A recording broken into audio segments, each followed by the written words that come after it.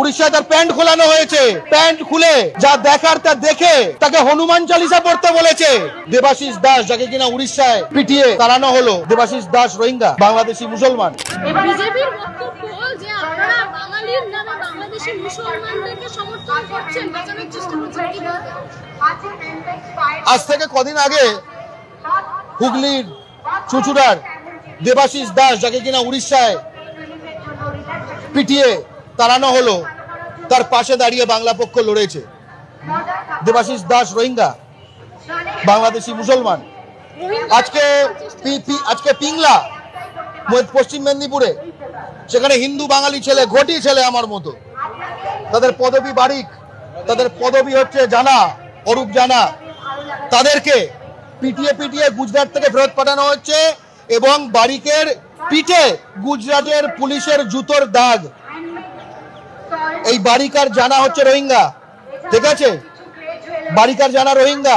আজকে সুজন সরকার মুর্শিদাবাদের, তাকে উড়িষ্যায় প্রথমে তাকে বলা হয়েছে সে ভারতীয় না বাংলাদেশি, সে বলেছে ভারতীয়।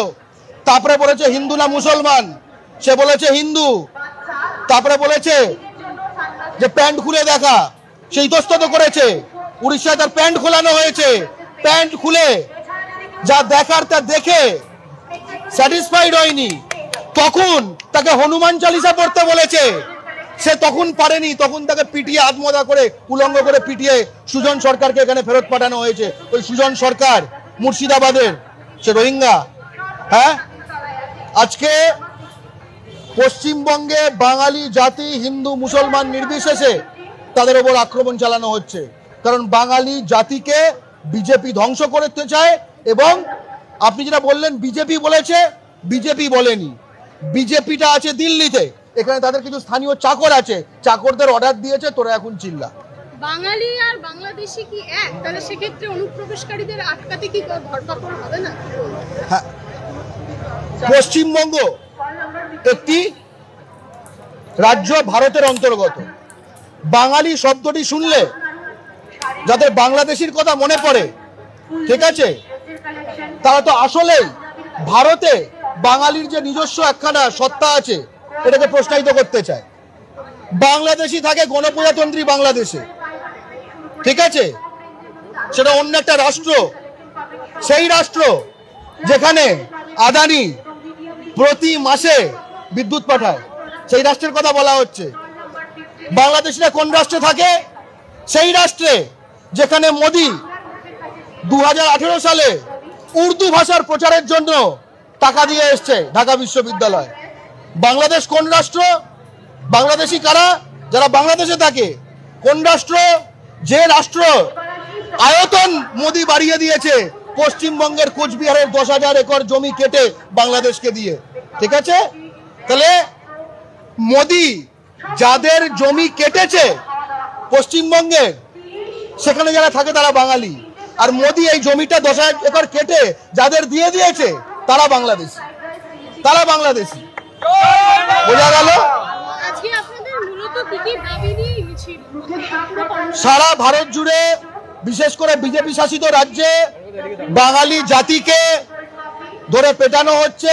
ভারতীয় নাগরিক যারা, হিন্দু মুসলমান নির্বিশেষে, পশ্চিমবঙ্গের বিভিন্ন জেলার। অথচ একই সময় আমরা দেখছি পশ্চিমবঙ্গে বিহারের এমপি যে যাদব, মধুবনীর এমপি, সে এসে বলছে পশ্চিমবঙ্গে 2 কোটি বিহারি কাজ করে। আমরা দেখেছি যে মমতা বন্দ্যোপাধ্যায় বলছে যে কলকাতা পৌরসভায় 90% লোক বিহারি কাজ করে। তার মানে বাংলায় কাজ আছে, বাঙালির কাজ নেই। আর বাঙালির কাজ নেই বলে আমাদের ভাইদের বাইরে যেতে হচ্ছে এবং সেখানে গিয়ে লাঠি জাটা খেতে হচ্ছে বিদেশি দাগিয়ে। বাংলা পক্ষ আজকে স্পষ্ট দাবি, বাইরে মারছে আমাদের, এ নিয়ে হাহাকার যেরকম করছে, হাহাকার দিয়ে সমাধান নয়। অনেক হয়েছে হাহাকার, এবার চাই অধিকার। পশ্চিমবঙ্গে সেটা এই কলকাতায় হোক, বড়বাজারে হোক, রাজাবাজারে হোক, মেটিয়াবুরুজে হোক, কলকাতা বন্দরে হোক, বানতলা লেদার কমপ্লেক্সে হোক, গঙ্গার দুপারে জুট মিল হোক, খড়গপুর হোক, লজিস্টিক সেক্টর হোক ডানকুনিকে কেন্দ্র করে, মাইনিং সেক্টর হোক আসানসোলে, সর্বত্র 90% পশ্চিমবঙ্গের ভূমিপুত্র বাঙালি নিতে হবে। ইনি ফুসফাস মিথ্যে কথা বলে। সেটা কেন বলে সেটা আজকে আমি তোমার প্রমাণ করে দিচ্ছি। আজকে এর কথা যদি আমি সবগুলো বলতে যাই না, সবগুলো আমি চাইলে সবগুলো কথার উত্তর আমি দিতে পারি, প্রত্যেকটা কথার উত্তর দিতে পারি, ঠিক আছে? চোখের উপর চোখ রেখে আমি উত্তর দিতে পারি, ঠিক আছে? মানে কি বলবো, মানে প্রত্যেকটা কথা আমি ফার্স্ট একে সব থেকে বড় ইস্যু যেটা বলছি যে বাংলাদেশকে নিয়ে কত একর জমি দেখে নিচ্ছি। দাঁড়াও, আয়তন মোদি বাড়িয়ে দিয়েছে। বাংলাদেশ কোন রাষ্ট্র? বাংলাদেশি কারা? একটু দাঁড়াও। যারা বাংলাদেশে থাকে। কোন রাষ্ট্র? যে রাষ্ট্র আয়তন মোদি বাড়িয়ে দিয়েছে পশ্চিমবঙ্গের কোচবিহারের 10,000 একর জমি কেটে বাংলাদেশকে দিয়ে। ওকে ওকে, এটা শুনে তো পশ্চিমবঙ্গের কুচবিহারের 10,000 একর জমি কেটে বাংলাদেশকে দিয়েছে নাকি? এটা ওই বাংলা পক্ষর গর্গর বক্তব্য। তো চলো সত্যি কি মিথ্যা গুগল কি বলছে চলো দেখে নিই। এই দেখো দেখো প্রত্যেকটা সুন্দর করে লেখা আছে। দেখো ও যে বললো না, কি বললো নাম কি, গর্গদ না? হ্যালো গর্গদা, তুমি একটু দেখো, তোমাকে দেখিয়ে দিচ্ছি। আমি দিয়েছি পশ্চিমবঙ্গের কোচবিহারের 10,000 একর জমি কেটে কি বাংলাদেশকে দিয়ে দিয়েছে মোদি সরকার, মোদি গভর্নমেন্ট? ইয়েস, এটা আমার প্রশ্ন ছিল। উত্তরে কি বলছে? না, একদমই না। ঠিক আছে, দেখো এখানে বলছে পশ্চিমবঙ্গের কোচবিহারের 10,000 একর জমি বাংলাদেশকে দেওয়া হয়নি, পরিষ্কারভাবে বলা হচ্ছে। গুগল বলছে, এটা এটা আমি বলছি না। আবার কেউ বলছে আমি বলছি না, এটা আমি বলছি না, গুগল বলছে। তোমরা চাইলে তোমরা গুগল করতে পারো। এই গর্গ যে বললাম না, এরা এরা একটাই, এদের কাজ হলো হিন্দুদের মধ্যে বিচ্ছেদ ছড়ানো, হিন্দুদের মধ্যে বিজেপিকে কিভাবে খারাপ করা যায়। কারণ জানে যে বর্তমান সময়ে দাঁড়িয়ে যে হিন্দুদের পাশে যদি কোনো পার্টি বর্তমান সময়ে দাঁড়িয়ে, বাট ভবিষ্যতে কী হবে সেটা আমি বড় কথা বলতে চাই না। বর্তমান সময়ে যদি হিন্দুরা কোনো পার্টিকে ভালোবাসে সেটা একমাত্র বিজেপিকে। আর এই বর্তমান সময়ে কোনো পার্টি যাতে হেরে না যায়, কোনো পার্টিকে যাতে ভোট সংখ্যা কোনো পার্টির কমে না যায়, সেই কারণে ওরা চাইছে হিন্দুদেরকে বিভেদ করতে। বাট আমরা হিন্দুরা কিন্তু বুঝি, আমরা হিন্দুরা শিক্ষিত, আমরা অশিক্ষিত মূর্খ না, আমরা অশিক্ষিত মূর্খ মাল না। আমরা বুঝি যে এদের মিথ্যা কথা আজকে ফাঁস করবো। চলো এবারে কি বলছে দেখো, এবারে কি বলছে, এখানে আসল ঘটনা হলো ভারত বাংলাদেশ থেকে স্থানীয় চুক্তি। ঠিক আছে, ভালো করে তোমরা শোনো, মাথার মধ্যে তোমরা ঢুকো। তোমরা কি বলদামি করবে না আর ভুলভাল এখানে কমেন্ট করবে না। আর যেই মালগুলো ভুলভাল কমেন্ট করবে সেই মালগুলো ভিডিওটা পুরো দেখো। তারপরে যদি তোমার এই বলদা মাথাটা ঠিক করতে আমি না পারি, তুমি তখন একটা গালাগালিতে চলে যাও। ঠিক আছে, এখানে বলছে দেখো, এখানে আসল ঘটনা হলো ভারত বাংলাদেশের সাময়িক চুক্তি, ল্যান্ড বাউন্ডারি এগ্রিমেন্ট ল্যাব। ঠিক আছে, তা হচ্ছে যা প্রথমে 1974 সালে আবিষ্কৃত হয়েছিল। তারপরে কি বলছে, ইন্দিরা গান্ধী এবং শেখ মুজিবুর রহমানের মধ্যে। মানে ভাবো 1974 সালে এইটা প্রথম হয়েছিল ইন্দিরা গান্ধী এবং শেখ মুজিবুরের সঙ্গে। তখন ইন্দিরা গান্ধী ছিল আমাদের ইন্ডিয়ার প্রধানমন্ত্রী, শেখ মুজিবুর রহমান ছিল বাংলাদেশের প্রধানমন্ত্রী। তখন কিন্তু এই চুক্তিটা হয়েছিল।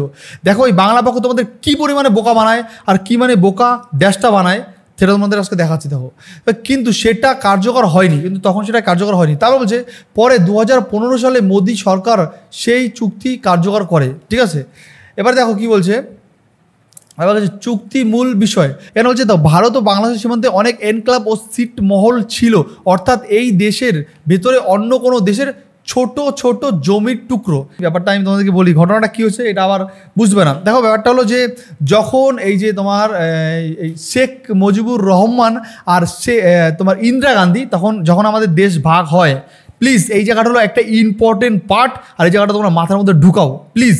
তখন দেশ ভাগ হয়, মনে করো আমি একটা বোর্ড থাকলে না, আমি দেখি, এরপরে আমি চেষ্টা করবো কি এই বিষয়টা কোনো একটা বোর্ডে এঁকে দেখাবো, বোঝাচ্ছি। তাহলে আমি একটা সাদা খাতায় তোমাদেরকে বোঝাচ্ছি, ওটাই সব থেকে বেটার হবে, সাদা খাতায় বোঝালে বেটার হবে। এই যে এবার দেখো এইখানে তোমরা দেখো, ভালো করে দেখো, এই যে কিছু কিছু পুটুলি দেখা যাচ্ছে। দেখো বিষয় দেখো, এখানে দেখো কিছু পুটলি দেখা যাচ্ছে, ছোটো ছোটো পুটলি দেখা যাচ্ছে। দেখো ভালো করে দেখো, তোমরা ভালো করে দেখো, এখানে দেখো কিছু ছোটো ছোটো কিছু পুটলি দেখা যাচ্ছে। দেখো এখানে ছোটো ছোটো শূন্য দেখাচ্ছে।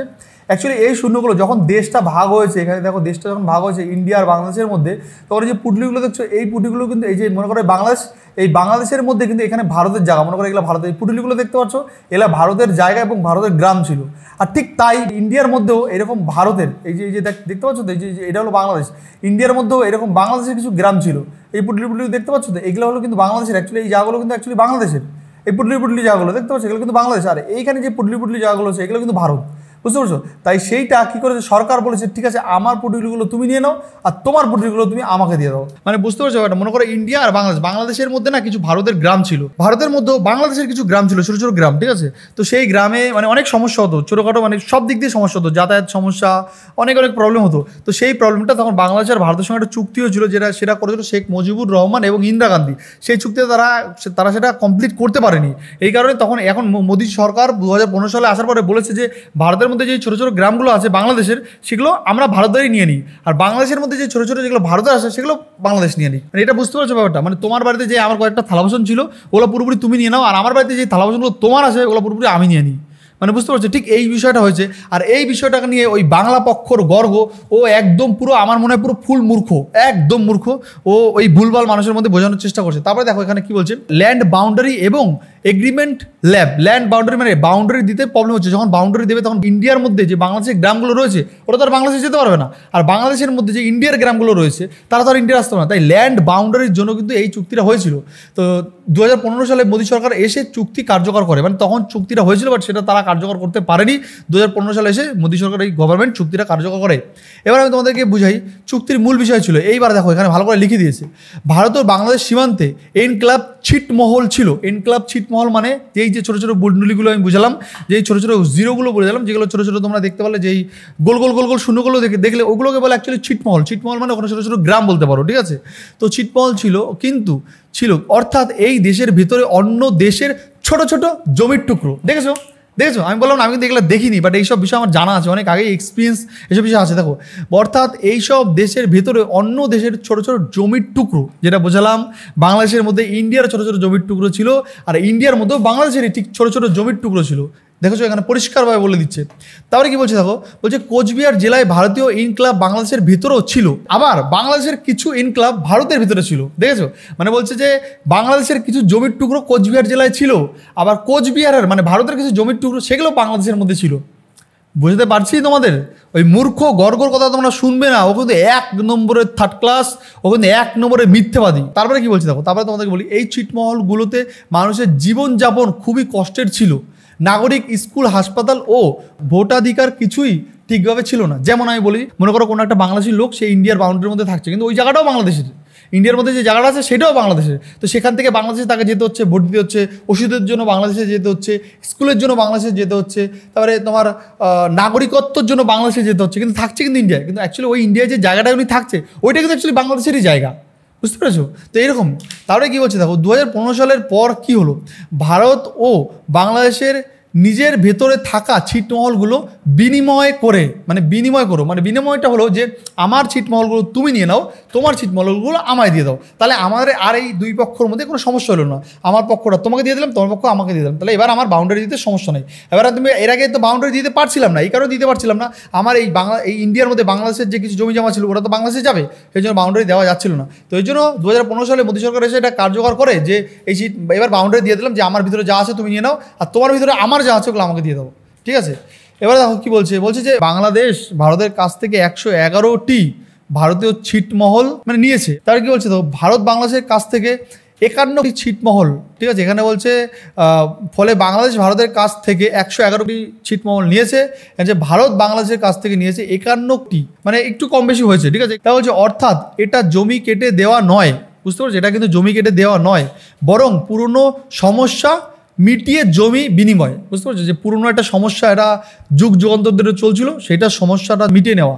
তারপরে কি বলছে, কোচবিহারের মানুষ এখন এনক্লাব সমস্যার সমাধান পেয়ে ভারতীয় নাগরিকত্ব ও সরাসরি সুবিধা পাচ্ছেন। অ্যাকচুয়ালি ভারতের মধ্যে যে বুডুলিগুলো ছিল মানে গোলগুলো ছিল, ওই গোলগুলো তো অ্যাকচুয়ালি বাংলাদেশি, তবে এইটা যখন করে দিয়েছে তখন ওদের ইন্ডিয়ার মধ্যে নিয়ে নিয়েছে, তোমরা এখন থেকে ইন্ডিয়ার নাগরিকত্ব দিয়েছে, সব কিছু ইন্ডিয়া দিয়ে দিয়েছে, ঠিক আছে।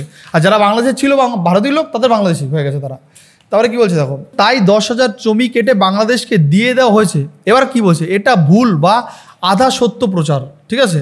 তা বলছে আসলে এটা ছিল দুই দেশের সীমান্ত চূড়ান্তকরণের অংশ। তো এটাই ভাই, তো এটাই হয়েছে। যাই হোক, তোমরা যারা ভিডিওটা দেখলে কেমন লাগলো আর কোন পর্বটা তোমাদের ভালো লাগলো সেটা অবশ্যই তোমরা কমেন্টে জানিও। যদি ভিডিও অনেক বড় হয়ে গেছে, আর হ্যাঁ এই ভিডিওতে আমি লাইক রাখছি মাত্র 500 লাইক আর 100 কমেন্ট করে তোমরা জানাও যে গর্গ চ্যাটার্জির কথা কতটা সত্য কতটা মিথ্যা। কিন্তু কতটা মিথ্যা কথা বলে সেটা আজ তোমাদের কিন্তু আমি প্রমাণ করে দিলাম। আর আমার কাছে যদি এরকম ছিটমহলের কিছু ছবি আমি দেখি, এই যে এইবার এই ছবিটা দেখো, এই ছবিটা দেখলে বুঝতে পারবে ছিটমহল কাকে। এই যে বাংলাদেশের ভিতরে কিন্তু এই যে এখানে একটু ভারত আছে, এই আবার এখানে আবার বাংলাদেশ, দেখেছো, গেরুয়া জায়গাটা ভারত আর এই সবুজ জায়গাটা বাংলাদেশ। দেখো ভারতের মধ্যে এই যে বাংলাদেশ আছে, দেখছো, এই যে আবার এখানে দেখো ছোট্ট একটা এই যে আবার ভারত আছে, আবার এর ভিতরে আবার দেখো, মানে এরকম একটা বিষয়, ছিটমহলটা ঠিক এইরকম টাইপের, বুঝতে পেরেছো। দেখো এটা কিন্তু ভারতের ভিতরে বাংলাদেশ, আবার ভারতের ভিতরে বাংলাদেশ, ঠিক আছে, আবার এই যে বাংলা, এটা কিন্তু বাংলাদেশ, এটা হলো ভারতের ছিটমহল দেখানো হচ্ছে, এইরকমটাই ছিটমহল, বুঝতে পেরেছো। তো তোমাদের ছিটমহলের ছবিটা দেখিয়ে দিলাম। তো বন্ধুরা আজকের মতো ভিডিও এখানে শেষ করছি, নেক্সট আবার দেখা হচ্ছে অন্য কোনো ভিডিও অন্য কোনো টপিকে। ভিডিওটা কেমন লাগলো অবশ্যই সেটা তোমরা কমেন্ট বক্সে জানাও। নেক্সট আবার দেখা হচ্ছে ঠিক 2 ঘন্টা পর। Bye bye.